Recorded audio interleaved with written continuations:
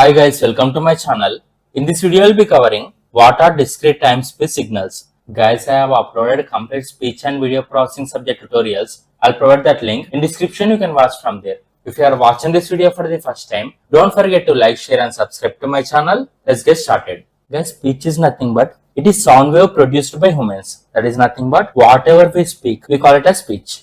And whatever we speak, it is considered as continuous time signal. Continuous time signals mean there are no gaps. Signals exist every time. For example, let's say I will tell I am Nagendra. Whatever I speak, it is continuous signal. There are no gaps. Continuous signals contain infinite values, and we will represent these continuous signals as x of t, where x is nothing but x is signal or speech, and t is nothing but t is continuous time. Computer cannot understand these continuous signals. So we need to convert these continuous signals into digital form. That is nothing but into numbers like zeros and ones. Whenever I tell I am Nagendra, it is continuous signal. Now we need to divide our continuous signals into equal intervals. That is nothing but equal parts by selecting some points.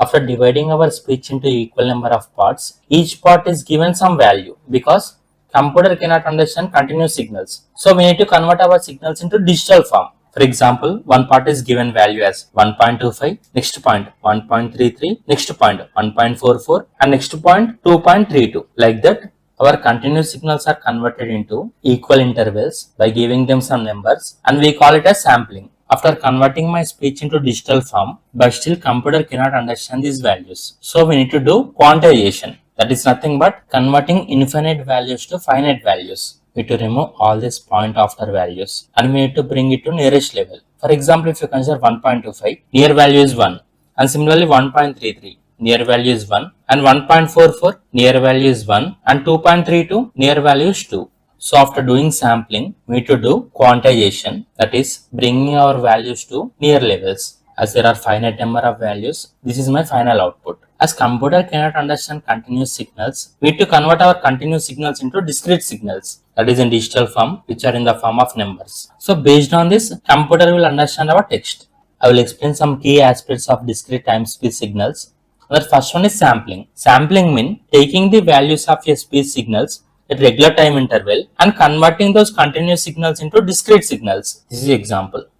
Guys, I will explain one simple real-time example. For example, if you consider any video is combination of many photos. So many photos joined together form a video. In same way, if you consider your voice is continuous. We'll take small snapshots of your sound. That is, we'll divide our voice into various parts. We call it as sampling. And second one is quantization. Guys, after performing sampling, our signal values are rounded into nearest levels. These are examples. For example, if there is value 1.9, as 1.9 is near to 2, we'll convert that 1.9 into 2. We call it as quantization.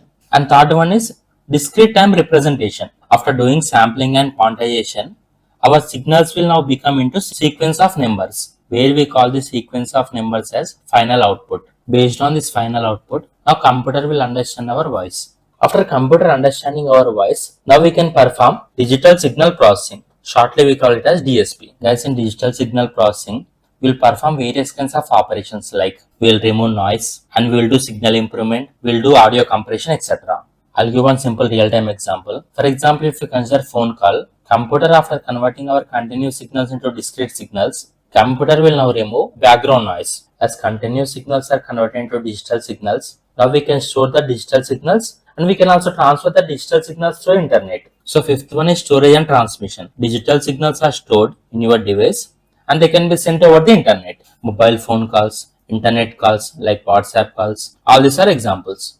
And sixth one is analysis and recognition. By using digital signals, we can extract various features like we can understand pitch, we can understand tone, and we can also understand various patterns in that voice. For example, if you consider Google voice typing, whenever you say hello, Google will understand it and then Google will write text hello. And seventh one is synthesis. We also call it as reverse process. For example, whenever I give text to computer, computer will generate speech, converting text to speech. This is example of reverse process. If you type hi, it will speak hi. This is how computer will understand our voice. Whenever we speak, I am Nagendra, for example, this is continuous signal.